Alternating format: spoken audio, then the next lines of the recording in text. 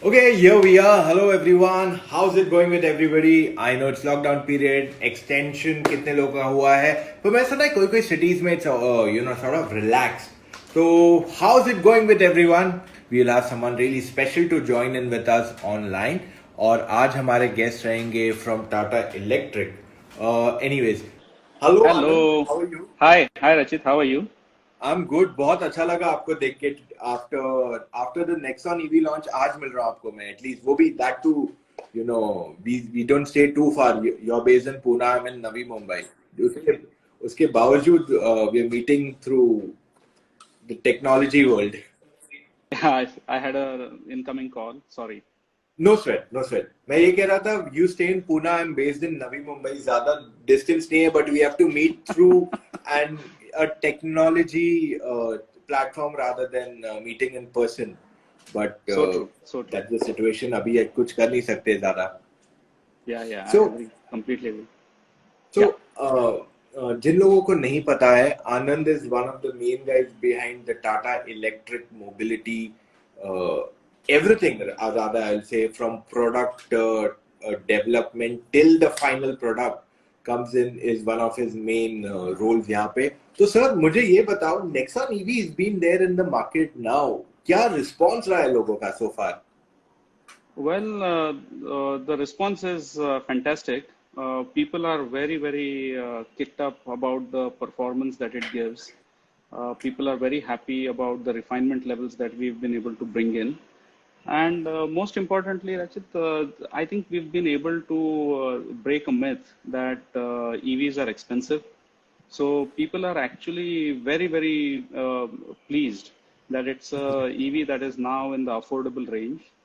And there are a lot of people who are wanting to drive one and hopefully own as well. So we are looking forward to all this lockdown, everything getting over so that we can get back roaring. Before I actually ask you any questions, since you mentioned it has been made available across, someone randomly asked the question, is it coming to Nepal anytime soon? No, I wouldn't be able to answer that. First, Okay. we have to see what we are doing in India. Let's first get over this entire thing about the lockdown, which sort of, was rather unfortunate. But we'll answer that question a little later. I can't say anything about that at the moment. Sure. So the first question is Nexon EV आपने scratch से बनाया है. I mean Yeah, it was not meant to be a platform जहाँ पे EV था पहले. right. It was conventionally a petrol diesel platform. So what were the challenge you faced to build it, and initially was it like कि नहीं बन पाएगा or anything that way ever? Did you face anything like that? No. I think let's understand it this way. There are two broad ways in which you develop an electric vehicle, and like you said, the first one is when you already have a vehicle that is available to you, and which is basically called the conversion approach. And the second one is when you start making it from scratch. Now, in the conversion approach, you essentially have a donor vehicle that is available. So there's an IC engine sibling, so to say, which is already available, which lends itself to being used or being converted into an electric car.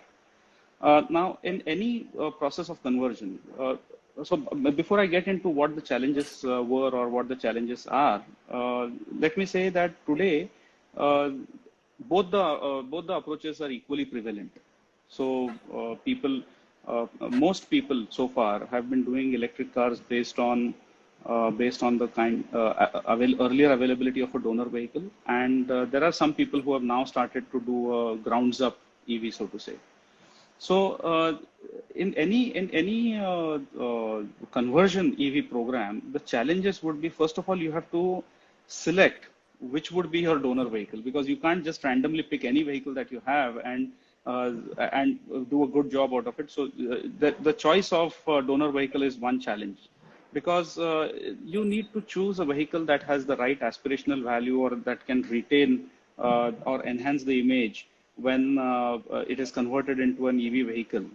Now, in our case, for example, we had a singular advantage that the Nexon was already a good aspirational vehicle that was already available. It had an image of its own, its safety credentials and everything was very well established. So this did not pose too much of a problem.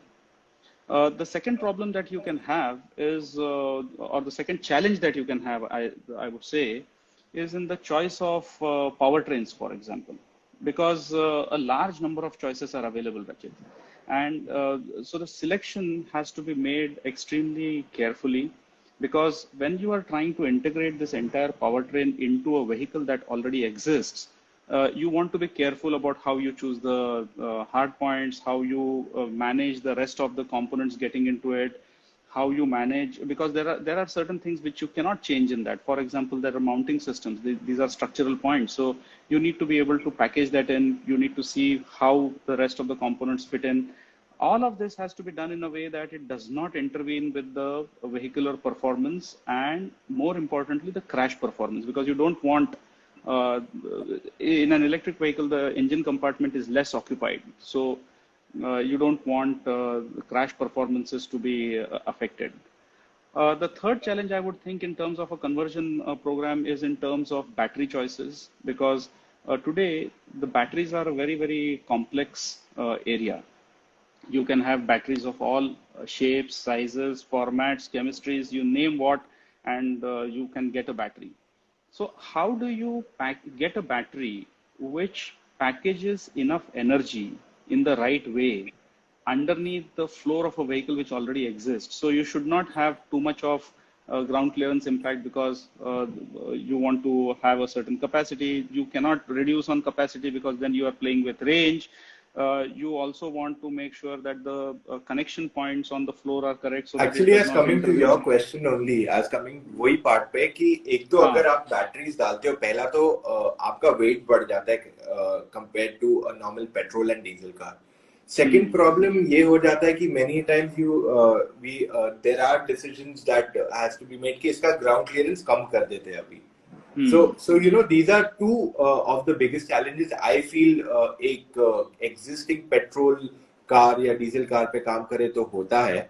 So Correct. weight के साथ does it mean you had to really boost up the motor power also to that level, or you think can you cut down on battery weight somehow? So overall, see what happens is, if you're comparing your weight vis-a-vis a IC engine sibling, then you are clearly looking at some elimination of some heavyweight components, and then of course the battery and the powertrain comes in.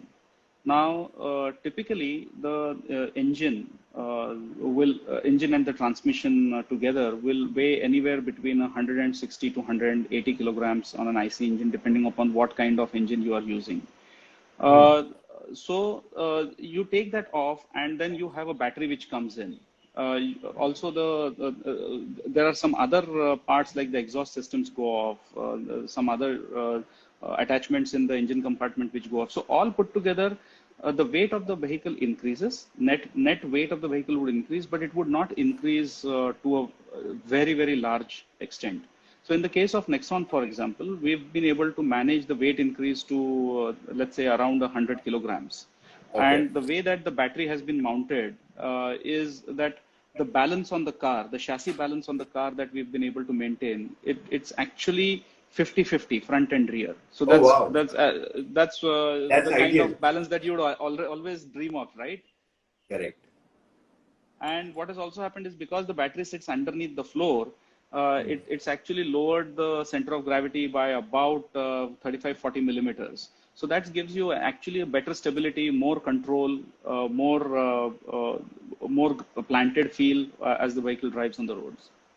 Wow. So today, what is the DC charger are you recommending to put on the car? If let's say there are multiple DC chargers available, not too many, but whatever is available, is there a limit कि ये power तक ही हम इसे charge कर सकते हैं? Like there are some which are 50 kilowatt. From what there are some 30 also, and globally there are 75, 100, 200. I don't know. The number goes big. So I'm just thinking, आज के तारीख में क्या आपका कोई ऐसा नंबर है सेट कि ये नंबर के ऊपर आप चार्ज नहीं करो अपनी बैटरी को. So I'm just thinking 5 years down the line, जब maybe we have 100 or 200 kilowatt chargers in India, would that affect the battery in terms of charging?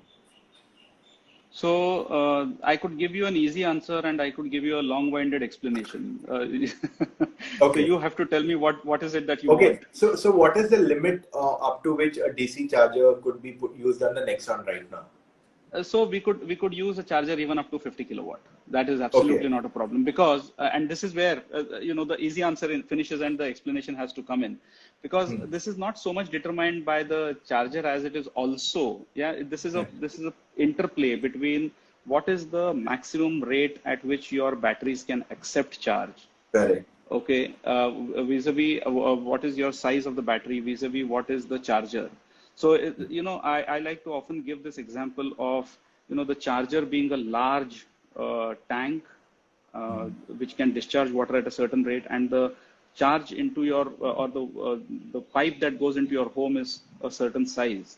So, as long as you do not have a problem of the pipe that runs into your home, you can have whatever charge you want. It is not Okay.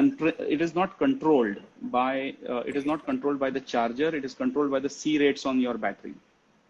So technically, in simple words, अगर मैं कहूँ अगर हमने इसको 100 kilowatt hour charger 100 kilowatt charger भी लगाया, it will still take in 50 kilowatt hour. That means the No, no, no, cost. no, no, no, no, no, no, No. no. That's not how it is. So the charger can be of a certain capacity, but the car will accept it depending upon what is the configuration within the car, Okay. right?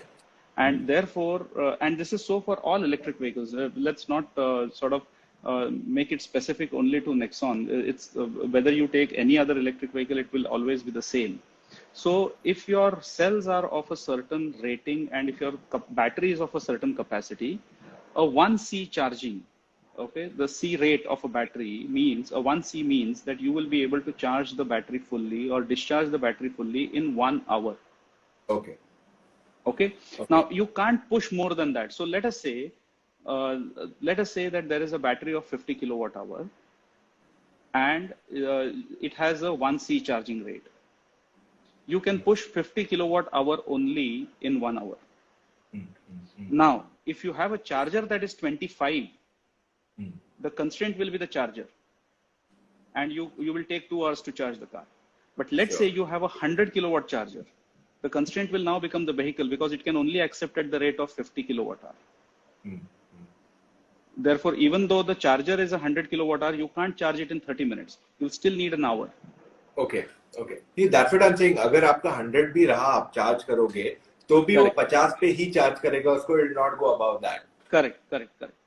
Okay. So, does DC charging actually affect your battery life? Let's say I've bought a Nexon, for example. आपने मेरे घर के नीचे AC fast charger लगा दिया, लेकिन मैं चाहता हूँ कि मैं हर बार DC से ही करूँ, always. So, does that affect my battery in any way? So it is common wisdom that fast charging will lead to a slightly faster deterioration in the batteries. And this happens because there is heat, More heat is generated, and typically what we do is we try and make sure that we don't continuously pump very high speed currents. Basically what happens is when you do high speed charging, you are essentially pushing more current into the battery, which will create more heat because of internal elements, the resistive nature of internal elements, including the cells. So we therefore employ different solutions like a cooling system. Also, we employ an algorithm which reduces the charging current as the battery voltages start to rise. So the charging current is not constant. Having said all that, as I said earlier, while it is common wisdom to faster charging or DC charging will cause a slight deterioration in the battery performance, in most cases it is not significant. Yeah. So it's very less कि पता भी नहीं चलेगा technically. हाँ, मतलब maybe it would probably 4-5 साल बाद पता चलेगा. Correct. And what you would lose is probably 2 or 3%, not a great lot. And however, having said that, Rachit, I would want to also advise that it is always better to also slow charge the batteries intermittently, for the simple reason that batteries get an opportunity to rebalance themselves properly. Because when you do fast charge, when you push charge faster, then there can sometimes be a case of cell imbalances. And when you do slow charging, the batteries get this opportunity to rebalance themselves, and therefore you have more consistency, more efficiency of the batteries. But slow charge मतलब AC fast charge या wall socket charge? It is AC. It can be AC fast charge or wall socket charge, either of them. Okay, okay. One more question. Actually, I'm taking a question abhi from the audience. They have a question कि lockdown चल रहा है, so technically, how do you maintain an electric car? I can add some points. You can help me here. Sure. Simple is basically what I feel is the mechanical part of the car, like brakes and all that, need to be utilized well. Is what I feel. Correct. Like you can switch on the car, maybe do a round in your building and park it again. Is what I feel one way for Absolutely. electric. But is there anything else a person should look at? So we recommend that you should sort of make sure that you do not have any auxiliaries which have been turned on accidentally. Okay. One thing is that, Okay. because what Okay. happens is, if you're not keeping it on charge, then the main battery can keep charging your aux battery, which runs the auxiliary, and then you can have a flat battery. The second thing is, you should always keep your battery charged to a certain level, which is about 50 to 75%. And like you rightly said, Rachit, for the mechanical parts, it is always advisable to take the car out and sort of make sure that the moving parts don't sort of lock up because of long stay at a certain location. Sure. Sure. So, I mean, so far what I've seen is everyone has an SUV right now in the electric space, at least Hmm. with 300 plus kilometer range. Everyone. Mm-hmm. Mm-hmm. There will be a time when everyone will want to get onto hatchbacks. What is the biggest challenge to get electric technology onto a hatchback, specifically with a good range and make it affordable?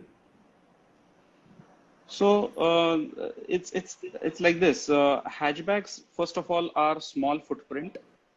Yeah. So as compared to larger vehicles, hatchbacks are small footprints. So you would need to sort of packaging a very high level of battery capacity can sometimes become a challenge. The second challenge that you could also have is, hatchbacks have a certain price point, and when you electrify them, if you want to give them a good aspirational performance, then the increase in the cost of that vehicle, uh, if you take a factor of what it is with respect to the base hatchback, that factor becomes significantly high. And as you know, already electric vehicles tend to sort of I mean, people tend to get put off because of the high initial investment. That factor becomes a little bit more challenging to meet, because as with the Nexon EV, for example, we have realized that when the cars are at 1.3x, 1.25x of their IC engines sibling, then it immediately starts to make good business sense for a lot of people because of the low cost of operation. But if this were to grow to a 1.6, 1.7, then you would start to have problems. Now, the other way to do is it, you could reduce the range, but then it again starts to bring on the other fear of range anxiety. So that's what is a slight challenge today with hatchbacks. But we see that going forward with battery prices coming down or some additional technology parts coming in, it should be possible to make hatchbacks also interesting. But you think the hatchbacks will have a bigger impact than what the SUVs have today? So this is not going to be any different than what happens in IC engine, because this is Okay. purely use case based. Let's say your question is, will there be a preference of a body style for EVs? I think the preference for body style goes out of or comes out of the fact that what is your use case. So let's, for example, look at what is happening today. Let's say there is a fleet car, a radio cab, and they have a fixed route of operation. Or even if it is a corporate car, then you would have a very fixed route of where to operate, which then gives them the ability to have accurate determination of where the charge points are and how long does it take while they are running and how long are they idle. So an electric car becomes eminently useful. Now, what car would they prefer? They would probably prefer a sedan because it gives them the required comfort, B, it comes at a great price, and C, it gives them exactly the range that meets their use cases. But for somebody who's a corporate guy and who wants to flaunt and who's been exposed to the bigger and better EVs, who wants to also stay connected, for him a SUV would be the right image vehicle. So it all depends on the use case. I don't think electric vehicle as such will distinguish between a body style. So we need to understand that, Okay. Okay. So I'm just pulling out a question from a reader. He Right. says Tata Motors is providing 8 years of warranty on the motor and the battery. Yes. What about the PCBs or electronics which tend to get toast easily, So, and oh, okay. and they are actually very costly to get a new one? What about them? So the 8-year warranty is provided on the electric architecture, electric powertrain, which also includes its controllers, which also includes the DC-DC converter, and as well as the battery, because these are by far the most expensive parts in a car. And that the 8-year 1,60,000 kilometers warranty is specifically for that. So that should allay any fears. Okay, there's one more interesting question which I thought we should take for sure. It is from Utsav. He's asking, would there be any kind of software update on the Nexon where the range can go up? No, I wouldn't be able to answer that straight away. We Okay. keep looking at efficiencies, but there is no straight answer to that right now. Okay, one more question from the audience, from EV Char to India. They want to know if there's any way they can monitor the battery voltage remotely on the Nexon.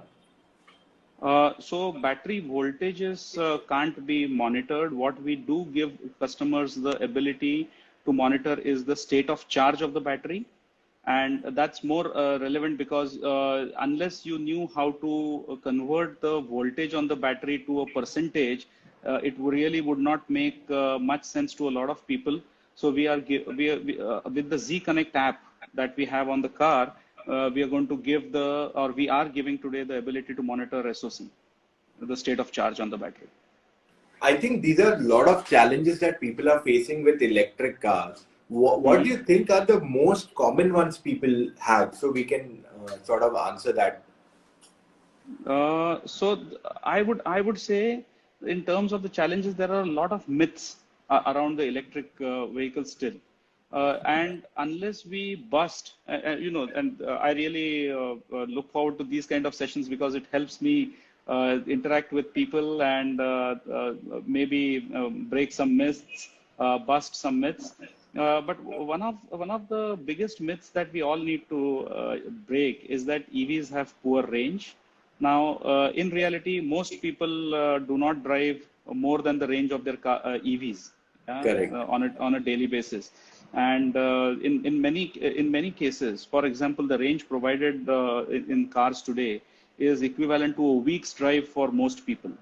Now, Okay. in fact, the range is quite adequate for a Pune-Mumbai run. And before the lockdown, I used to travel to Bombay whenever I went to Bombay House for meetings in an EV, and it used to be damn comfortable. A drive in the morning, a drive in the evening, back again.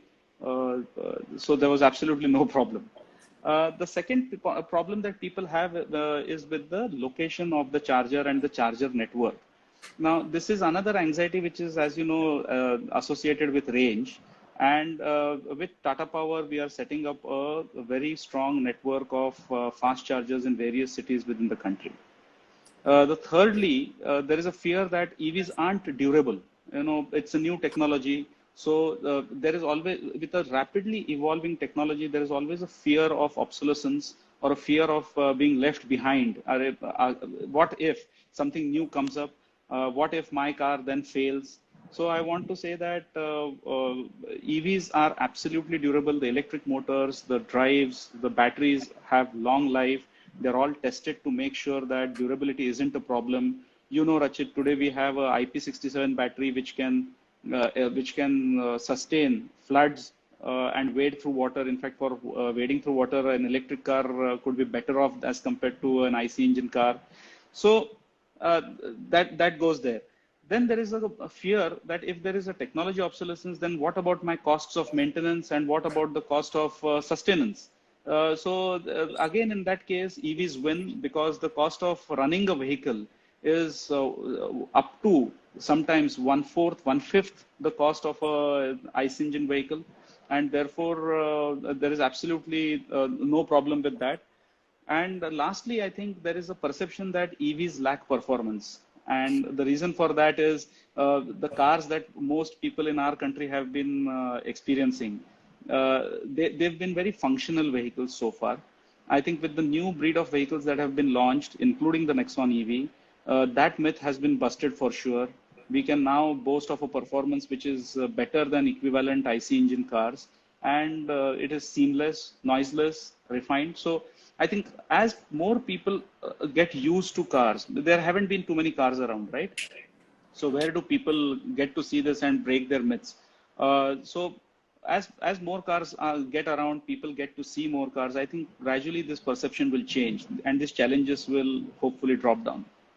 I agree with you completely. The pointers you have said are very valid, and actually, I did one drive from Bombay to Pune myself in an electric car. It was not a Hmm. Tata, तभी launch नहीं हुआ था.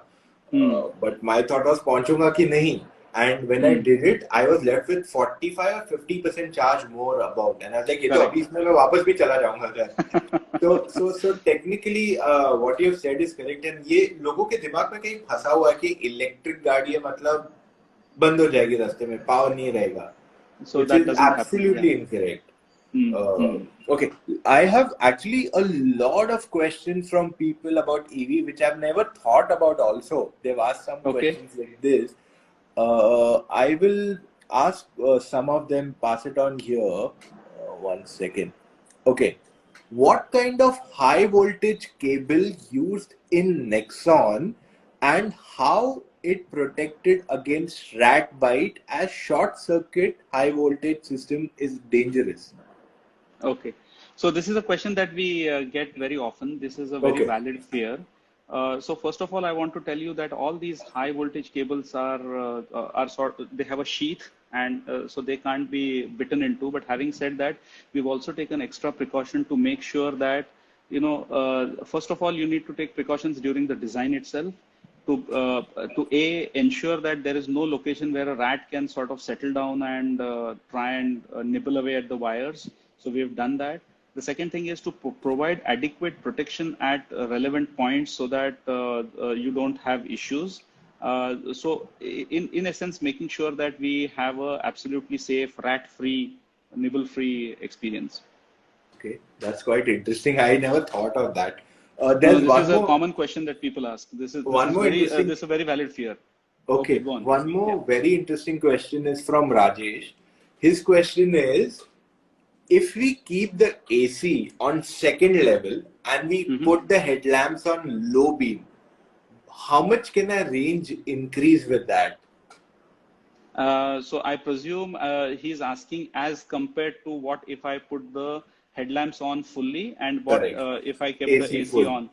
Yeah. So I would think that you need to look at it this way. The AC blower and the headlamps are all running on a 12-volt system, right? They are not on the high voltage system, and they will therefore typically the consumption is it depends on how long you run it. But if you are running it for a quick drive in and around the city and things of that sort, the difference in the range that you would get would typically not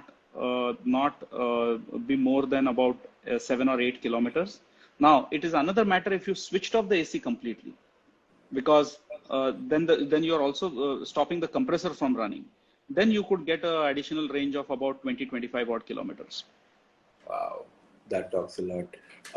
There's one more interesting question from Rish, Rish.pwr. His question is, I'm traveling from one location to another, and that location, let's say, does not have a charging point. So, is there any way to get a portable charger to that location? So with the Nexon EV, it is possible to charge with a standard 15 amp plug, right? So Hmm. you have a you have as so long as your connection from where you will pick up the charge is properly grounded and the connection itself is not a little dodgy, you can charge off regular 15 amp plugs from anywhere that you go to, and that's the flexibility that you will be able to have. And therefore you have charging cable is always provided with the vehicle, and there you go, the portable charger is available. Okay. One more interesting question that has come out is basically from Pulkit. I think this is a very simplistic question, asking about if my warranty is over after 8 years, and my something happens to my motor, then what do I do in that case? I feel that's more like asking my engine warranty is over and my engine stops working. So what do I do? Yeah, so it's the same treatment that would happen for IC engine vehicles, I suppose. Okay, okay. Actually, there are too many questions coming in, and first I'll ask a few more of mine before Okay. before time runs out. Basically, what is that one thing that EV buyers are? Why are EV buyers picking up an EV over a petrol? I'm talking purely the guys who have bought a Nexon EV today already. What is the major reason why they are buying an EV? So the kind of people that we look at who are interested in the EV is people who are aware, people who have traveled, and people who have seen other EVs in other markets. But also a lot of these people are conscious about the environment. They are conscious about they are keen on doing something for the environment, and this is their way of trying to make sure that their carbon footprint is minimum possible. A lot of these people also are looking at the refinement levels that EV will provide, which cannot be given by any other car. Yeah, because the kind of smoothness of drive, the linearity of drive, and the quietness, the refinement, is something that you can't just beat. It takes you a couple of days to get used to it, but I promise you that once you get used to it, it would be difficult to switch back to a standard IC engine. So that actually happened with me. What you have mentioned, that happened with me. Recently did a drive. We drove from Mumbai to Delhi in an electric car. Now I returned the car and I got into driving a diesel car, and I'm like, this is so noisy, so much. Yeah, it is a I different felt, experience. It's a different yeah. experience. So I really felt that thing. What you exactly meant here. So Hmm. I completely agree on that part. Uh, One more very interesting question. I can't skip this. Uh, Okay, it's from Thakur Anupam Chauhan. He's saying that the Nexon EV is IP67 rated, which correct. means for 30 minutes, if the car is underwater, the batteries are fine. But what if it's a flood situation? Then in that case, what happens to the batteries? So I want to sort of qualify that answer. First of all, when we say IP67, there is a timing and there is also a level of water, right? So an IP67 is when you have a submergence of 1 meter. So that's the head of water that stands on it. And please note that it is 1 meter over the battery. So it's probably over the roof of the car. So your car is completely submerged, and then within half an hour you will it can withstand for half an hour. Now, assuming that it's a flood-like situation, and you have to go away for 2 or 3 days or whatever, until the water recedes. There are internal protection circuits within the batteries, which make sure that you do not have short circuits within the batteries, even if, let's say, water were to leak inside. Uh, there are fail-safe mechanisms So this is not going to be a situation where if you stand next to the car, you will have you will experience a shock. So there are protection circuits inside. Okay. Okay. Okay. Okay.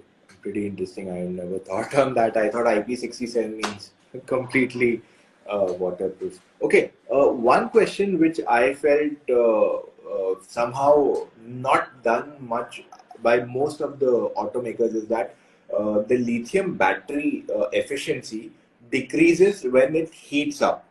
Similarly, there's a reduction in the efficiency when the temperatures are very low.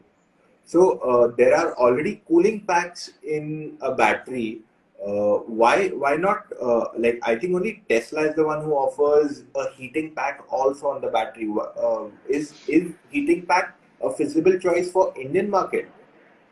So let's look at the conditions in which the Tesla has to operate. The Tesla operates primarily in the North American markets. Correct. Temperatures there in winter can go down to as much as -15, -20 degrees centigrade.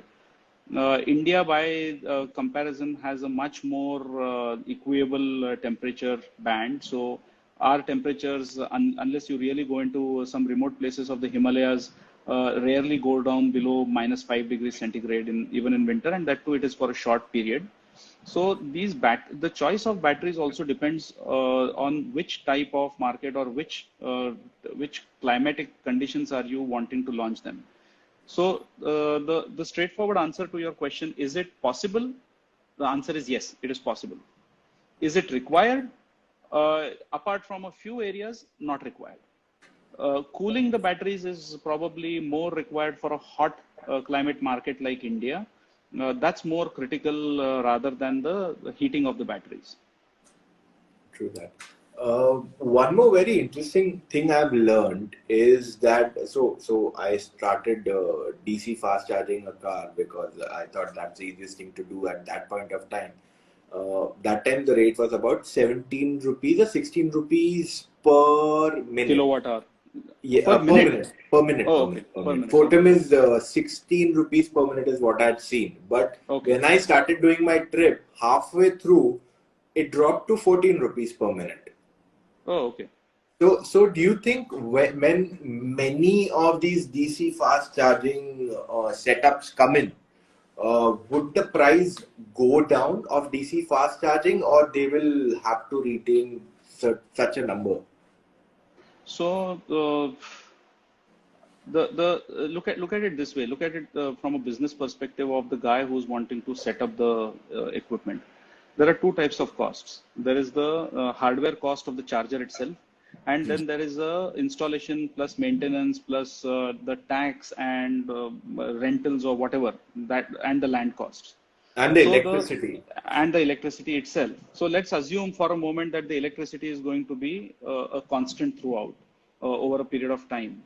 Now, the rates of the hardware, which is the charger itself, are going down over a period of time. But then the rest of the expenses, that's of the land, the maintenance, the permits, taxes, etc., that will probably, and also the site inspection, the project management for that particular site, that will probably keep on increasing to a certain extent. What is more important is as the volume of electric cars goes up and the utilization of these chargers happens more and more, your rates of utilization will definitely drop down. So when utilization rates of chargers go beyond 25 to 30%, you can start to see a reduction in the charging rates, and that will definitely happen. Okay. So one more thing is that these DC chargers, I mean, everyone says that you can just set up one DC charger. You can set up every petrol pump should have one DC fast charger. What is the real challenge to set up a DC fast charger? So honestly, today the problem would be in terms of how much utilization would you have, because you know there's a certain amount of investment that is going in, and then you need to have a return on those investments. When you don't Correct. have too many cars, then who's going to charge their vehicles? And much as we like it, the DC fast chargers are our way of security, saying that if I get out of my home and if I need a charger, it should be available. But in reality, a lot of charging still happens at home. Correct. So Correct. utilization of these chargers is going to be a very, very critical point. And for that, Rachit, I think we as a country, we as a automotive society, we need more data of all these vehicles which are going out. What are the behavior patterns? How are people charging their vehicles? If they, how many of them charge at home? How many of them are using it outside?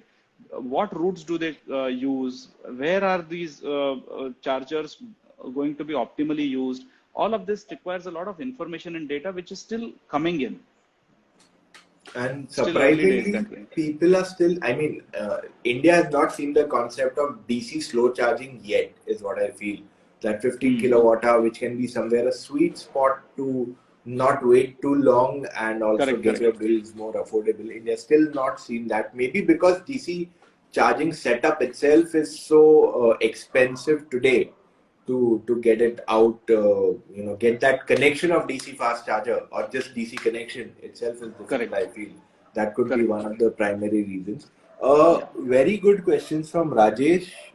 Is there anything different in terms of servicing an electric vehicle compared to a petrol car or a diesel car? So yes, it is because A is you do not need frequent oil changes. You do not need a filter change. You do not need a timing setting adjustment or those kind of things. But otherwise, the wear rates on electric cars for various components tends to be pretty much lower. So between service intervals, the amount of wearables or consumables, as we call it, that you change service are also going to be far fewer. So your quick service check to the dealer or to the workshop is going to be only about making sure that all your softwares are properly proper and there is absolutely no other problems in terms of the mechanical fitment and other things, and that's it. So it's much more cheaper because I think Correct. oil change itself is about $1,000. No, not thousand. If it's synthetic oil, it's $1,000 a liter. So say Correct. about 4 liters consume. 4,000 is straight away saved there Correct. in the cost itself of Yeah. service. Anupam, I think he's a serious car buyer in EV or he loves EVs because his next question comes out is EVs in India is a great idea, but at the moment I think he's based in Delhi. He's saying the CCS2 chargers are fairly limited right now in Delhi. So is anything being done from the company prospect on this from Tata Motors or Tata Group on infrastructure charging, at least in the NCR region? So, as I said earlier, and I will repeat that, Tata Power, which is a group company, is looking at setting up a network of fast chargers across the country. They already have about 150 on the ground in various cities. And the plan was to get to around 300 chargers soon, but I think some of their plans have been delayed because of the recent lockdown and other things. But their plans are to get to about 600, or their initial plans were to get to about 600 odd chargers by the end of this financial year. So you will find that this network comes up. The government itself is also setting up a charging network. Secondly, at all Tata Motors dealerships also, which handle and manage electric vehicles, we will have chargers. So they will be chargeable or free if it's at a Tata dealership. So at a Tata dealership, if it is if the car is gone for service, of course it won't be chargeable. But for if you want to go and use that access that charger, it will be chargeable. Of course, the rates could be slightly different than what you would normally get outside. Of course. But would that mean AC and DC both chargers will be available, or you're saying only DC? So these are DC chargers. And okay, and okay, I get These it. are fast chargers. Yeah. One very interesting question. Actually, there are too many questions. I can't resist myself from asking you them only. Uh, if you can fit aftermarket accessories in Nexon EV, is that possible? So it depends on what kind of accessories you want to fit. We would recommend not to tamper or tinker with the electrical systems, ideally, because that's the last thing that you would want to do. By the way, the car comes equipped with a host of features, most of them which are very, very interesting to a lot of people. And we think we've taken care within the versions to make sure that most of the choices that people would want to exercise are already available. So we wouldn't recommend sort of going after aftermarket fitments, which interfere with the wiring circuits of the car. Okay. Okay. So technically anything like they can change the alloy wheel design if they want to. Correct. So whatever is Basic mechanical, stuff. alloy wheels, seats, that those kind of things you can always do, but avoid getting into any electrical circuitry.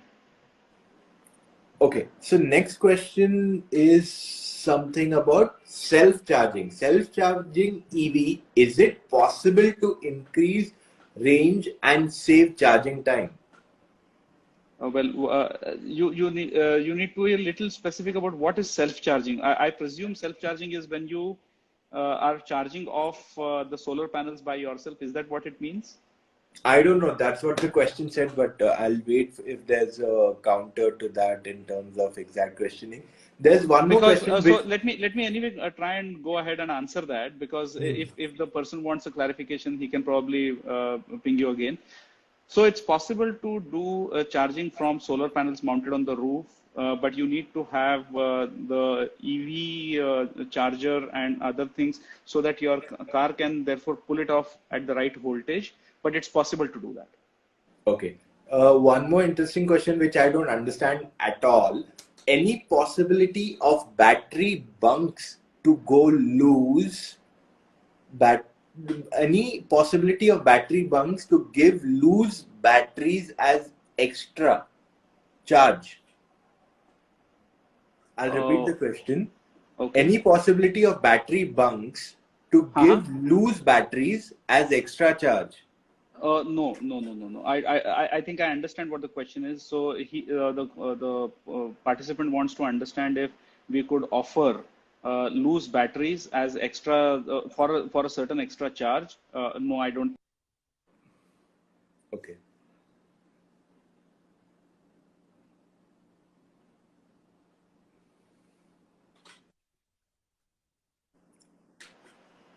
Okay.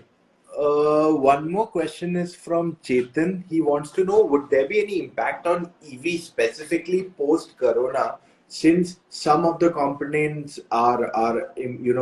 it's a supply chain management issue has happened globally. So some parts might be coming from South Korea, China, or Japan. So does From that affected affect? areas.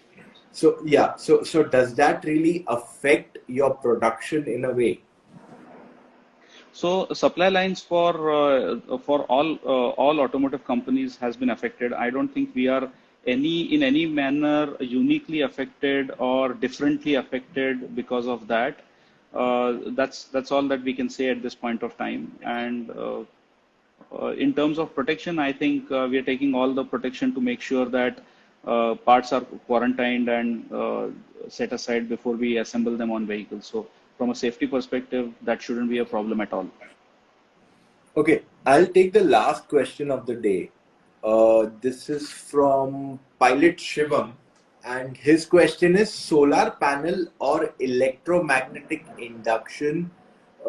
Is it really feasible right now for India, or does it? What is the challenge?